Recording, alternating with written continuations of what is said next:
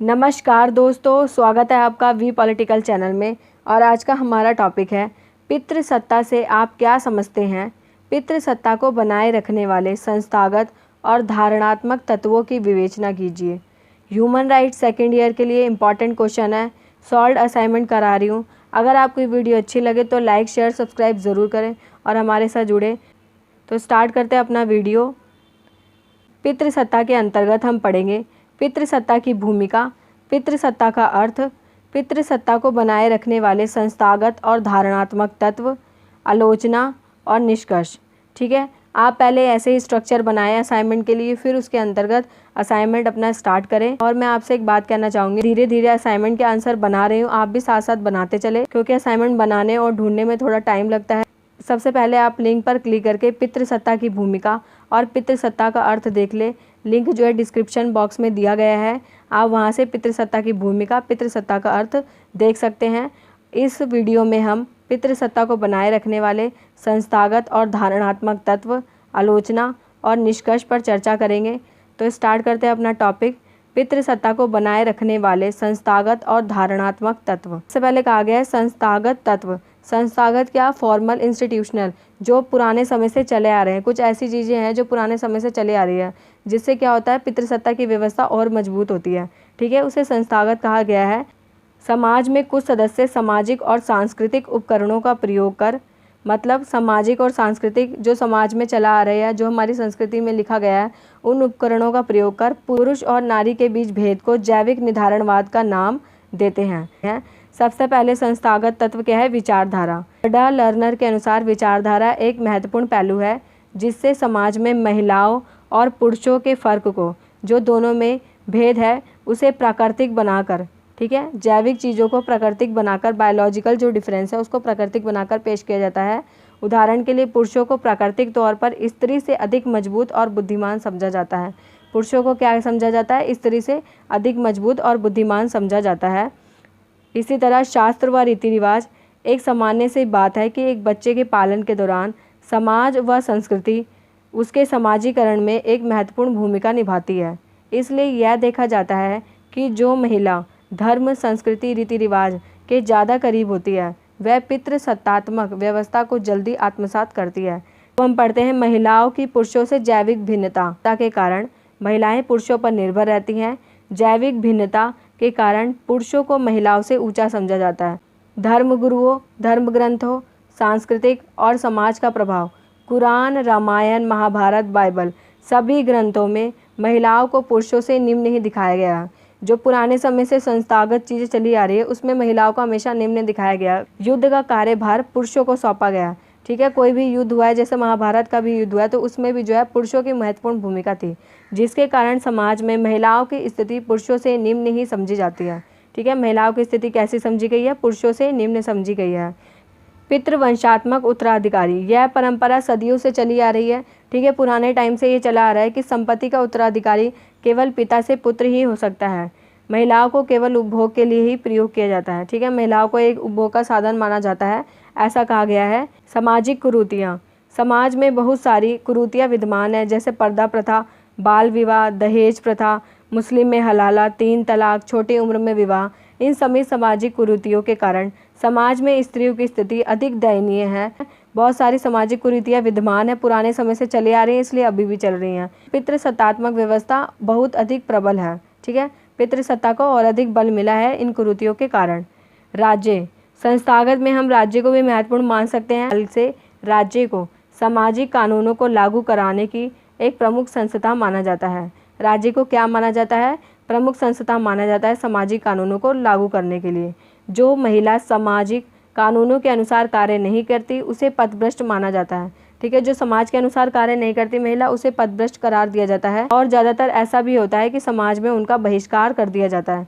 पितृसत्तात्मक व्यवस्था का सम्मान न करने वाली स्त्रियों को दंड भी दिया जाता है। धारणात्मक तत्व, धारणात्मक तत्व वह तत्व है जो एक हमारे मन में धारणा बन गई है कि स्त्रियां जो है पुरुषों से कमज़ोर हैं।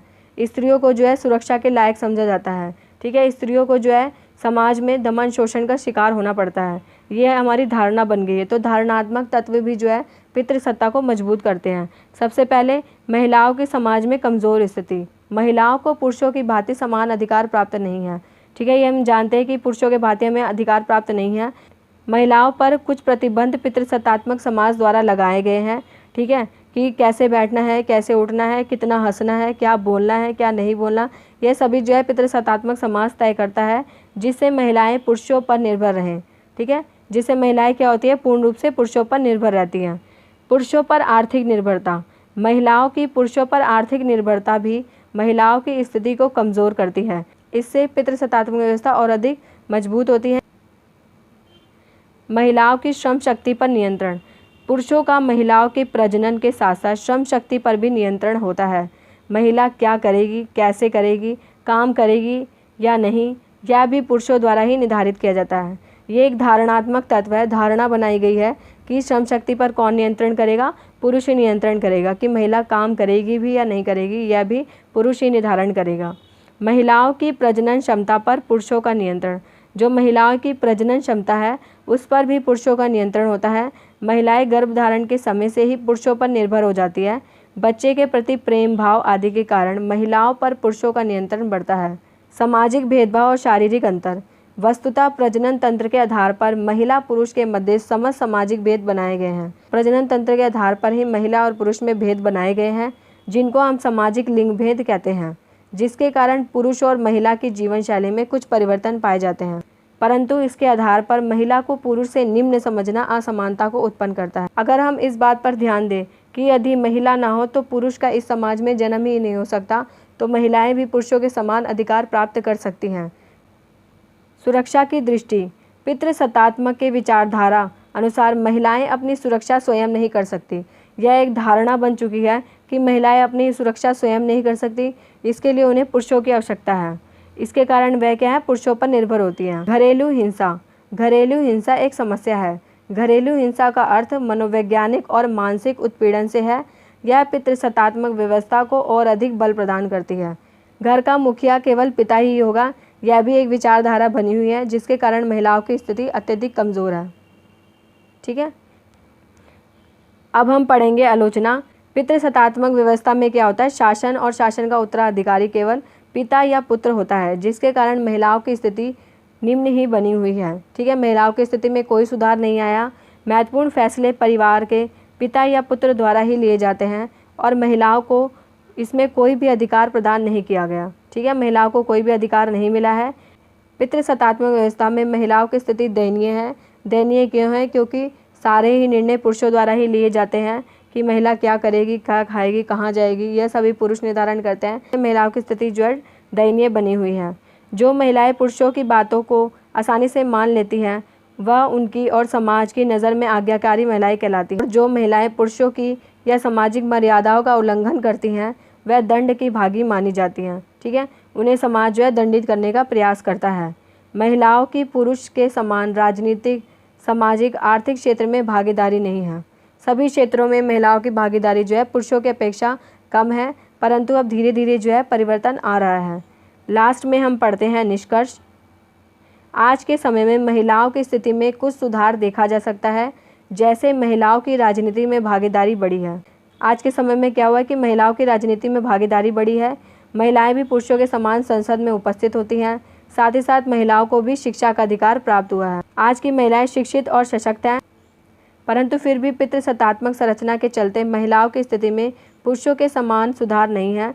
वह अभी भी सामाजिक बंधनों से किसी न किसी रूप में बंधी हुई है। इसलिए समाज में महिलाओं को पुरुषों के समान अधिकार प्रदान करने के लिए पुरुषों को भी महिलाओं का सहयोग करना चाहिए। ठीक है, पुरुषों को भी महिलाओं का सहयोग करना चाहिए ताकि उन्हें भी वह अधिकार मिले जो पुरुषों को प्राप्त हैं। यह पितृसत्तात्मक व्यवस्था की लड़ाई पुरुषों के खिलाफ ना होकर पुरुषवादी सोच से प्रभावित, चाहे वह स्त्री हो या पुरुष के प्रति है। इसलिए सभी को महिलाओं की स्थिति सुधारने में सहयोग करना चाहिए। ठीक है, इसलिए सभी को जो है महिलाओं की स्थिति सुधारने में सहयोग करना चाहिए, चाहे वह पुरुष हो या नारी। इस प्रकार हम देख सकते हैं कि पितृसत्ता एक सांस्कृतिक सामाजिक संरचना है जो प्राचीन काल से अस्तित्व में रही है। ये क्या है, सांस्कृतिक सामाजिक संरचना है जो प्राचीन काल से अस्तित्व में रही है। हालांकि इसकी प्रकृति और स्वरूप बदलते रहे हैं। नारीवादियों द्वारा इस संरचना को चुनौती दी जा रही है। पितृसत्तात्मक व्यवस्था को जो है समय समय पर चुनौती मिल रही है। आंदोलनों द्वारा इसे बदलने के प्रयास भी किए जा रहे हैं। ये वीडियो हमारा यहीं समाप्त होता है और ह्यूमन राइट्स का एक और क्वेश्चन नेक्स्ट वीडियो में कल अपलोड किया जाएगा, तो प्लीज़ थोड़ा पेशेंस रखें। आपको नेक्स्ट वीडियो मिल जाएगा असाइनमेंट बनाने के लिए। तो अगर आपको ये वीडियो अच्छी लगी हो तो लाइक शेयर सब्सक्राइब ज़रूर करें और हमारे साथ जुड़े रहें। Thank you so much for watching my video. Thank you.